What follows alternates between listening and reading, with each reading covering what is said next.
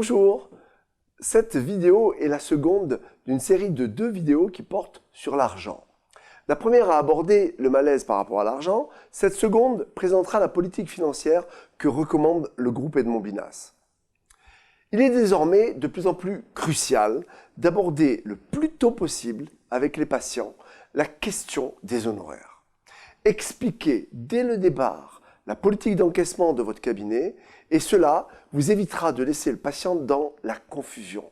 Cela ne signifie pas lui réclamer de l'argent, mais simplement parler très tôt du règlement de vos honoraires. Cela permettra d'établir une véritable relation de confiance avec l'ensemble de vos patients. Alors, l'objectif d'une politique financière est de définir d'une part les moyens de paiement, c'est-à-dire espèces, carte bleue, chèque, mais également, d'autre part, les modalités de paiement, c'est-à-dire les modalités d'une entente financière préalable à la réalisation de tout type de traitement. Les avantages d'une politique financière qui aura été clairement définie sont nombreux. Tout d'abord, le patient sait précisément où il va. Ensuite, il sait comment il doit payer. Il connaît la durée de l'entente financière, ainsi, enfin, que les dates de règlement. D'autre part, pour le cabinet, cela permet d'anticiper les rentrées suffisamment à l'avance pour gérer son budget avec plus de sérénité. Je vous recommande d'ailleurs de créer une charte financière pour votre cabinet et cette charte pourra d'ailleurs faire l'objet d'un affichage en salle d'attente. Je vous signale que vous pourrez en télécharger un modèle à la fin de cette vidéo. Quels sont les impératifs d'une bonne politique financière? 1. Systématiser les acomptes. 2. Déléguer les ententes financières à une personne compétente. Et j'entends par déléguer les aspects financiers le détail du devis, l'évaluation des remboursements, la mise en place des ententes financières, etc., etc.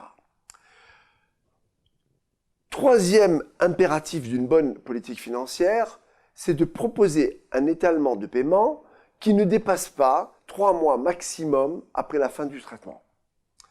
Quatrième point enfin, avoir une attitude claire dans la relance des impayés et le dernier des impératifs. Depuis la crise de 2008, il est nécessaire d'appliquer une réelle souplesse dans toutes ces ententes financières afin de donner la possibilité à nos patients de financer le traitement.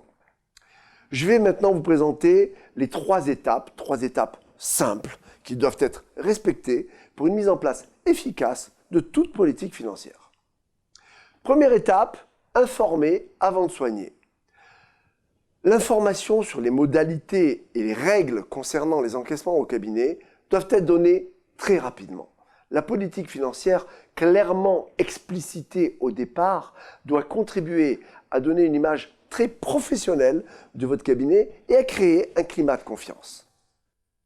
Je le répète, il est très important que, très vite, le patient comprenne qu'un règlement rigoureux concernant les paiements existe dans votre cabinet.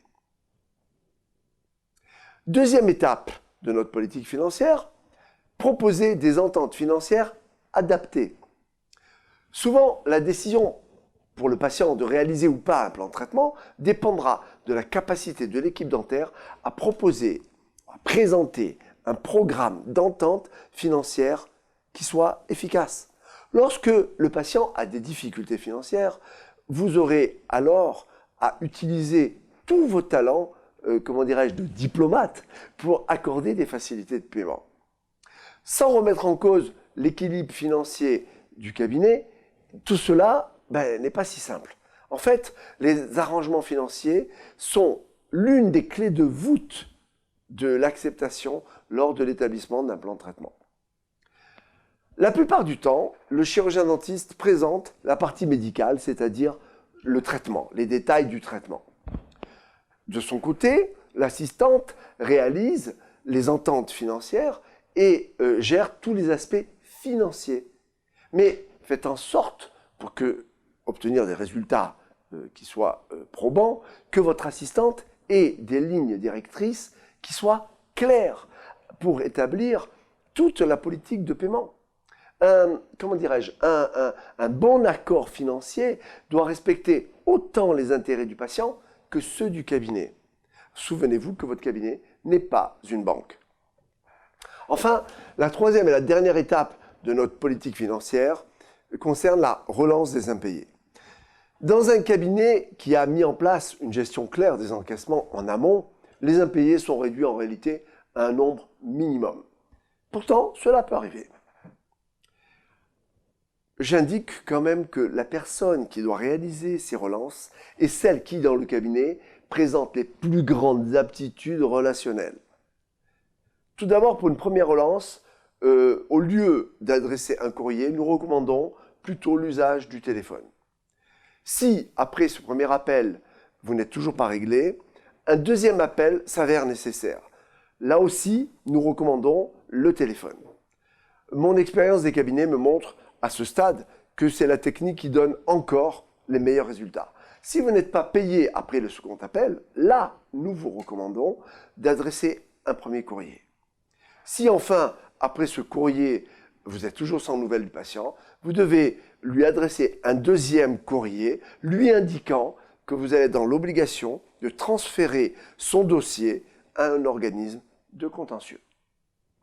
Pour conclure, même aujourd'hui, il faut se souvenir qu'une frange importante des patients est prête à payer pour des soins de qualité. Et ceci, malgré l'environnement économique actuel.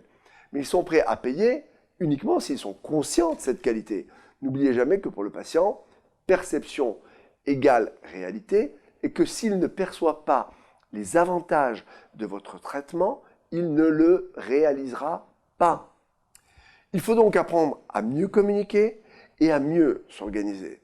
En tant que praticien, je rappelle que nous ne devons jamais nous tromper de priorité. Aucune alchimie, aucune magie issue des techniques de communication ne remplacera jamais la recherche de l'excellence sur le plan clinique.